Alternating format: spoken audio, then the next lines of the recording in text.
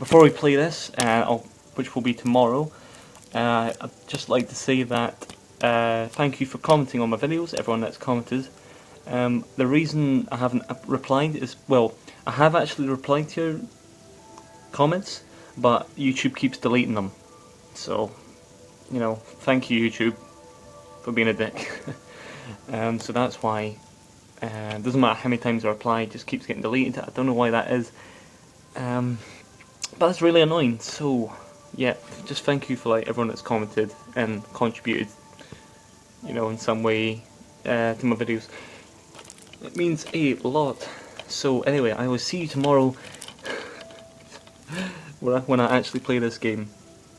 Let's go. This is the laziest Pro Skater game yet. Considering the length of time to work on it, and the fact this is a PS4 game, it just doesn't cut it. There's no thought into this, there's no innovation, there's nothing new. There are so many issues with this game, but I'll take you through my main points. Some of the levels are just remakes of old parts from the first couple of games. Or are just really similar to old parts but with a different name. Oh, I can't wait to play School Free! It takes too long to progress from one level to another. You have to get a certain amount of points, which means you have to complete every challenge and collect every single thing, and by this time you are absolutely fed up of hauling your arse around the same area. I believe this is a pure excuse to hide the fact that the game is way too short and lacks so much content.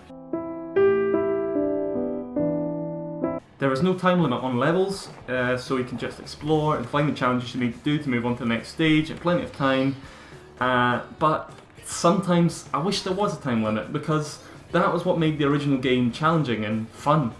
There is no two-player mode. A Tony Hawk's game with no two-player mode.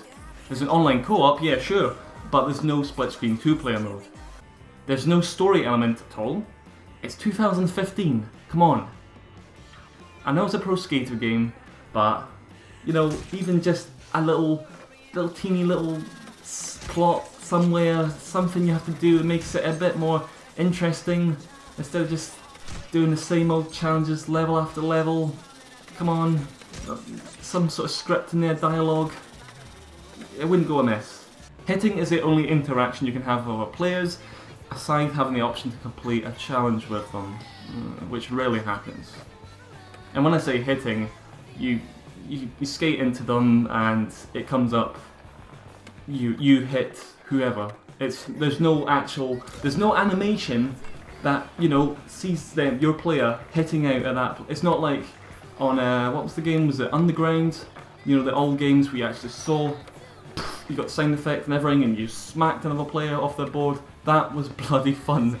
There's nothing like that. There's no animation to show that you've hit them. It just comes up, you hit that player, and there might be a slight punch sound effect. Having other players in the level though is nice, I must admit, because that makes it feel like a skate park. It's a lot better than skating around an empty skate park yourself. That was soul destroying. This is how a skate park's meant to be. There is no Create a Skater mode. In 2015, there's no Create a Skater. Why? Game modes like Trick Attack, Graffiti, King of the Hill, they are there, but they're kind of hidden. You have to press the middle button on your controller in-game, and it brings up this little menu in the corner of your screen, and you select modes, and then they're in there, and you start one, you wait for players to join, or you just play it yourself, and players rarely join, so most of the time you are playing yourself. And, by the way, if you are beating another player and they leave halfway through the game, then you get thrown back to the main menu. Hey, happy days! And you have to go all the way back into that level. In the Park Builder mode, you have a choice of a few levels from the game to build over. You can't take a completely empty level and start from scratch. Oh, yay, the freedom. There should be more levels for a PS4 game. There are only 8 levels, 8 in the game. It feels like a classic THPS game, which is good, but there's also the problem. It doesn't feel like anything new. This is a sequel, a highly anticipated sequel at that. On the case, it does not say Tony Hawk's Pro Skater Remastered, no, it says Tony Hawk's Pro Skater 5, a brand new game. We had the HD remake of the original game already, so why have we been landed with this? Why? Why? There's no microtransaction system, which is bloody good, and there's no in-game store whatsoever, but if DLC comes out and it includes new levels and skaters, they can off, because that should be on the bloody disc. I can almost forgive them, almost, for the inclusion of this song in the game. But no I can't.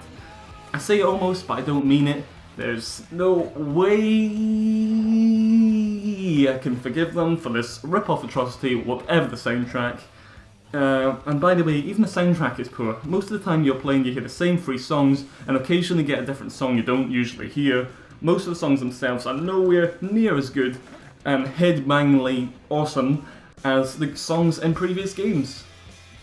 It's just not. It's just... The challenges aren't exciting enough for me to want to replay them to get a 6 rating in order to unlock the pro challenges. I don't know if I want to unlock the pro challenges if I feel this way about the normal challenges. And anyway, some of the pro difficulty challenges are the same as normal ones, so what's the point? Constant loading screens, even though quick, lose the flow and fluidity of the game, and for a sports game, that is essential. Lil Wayne is an unlockable character.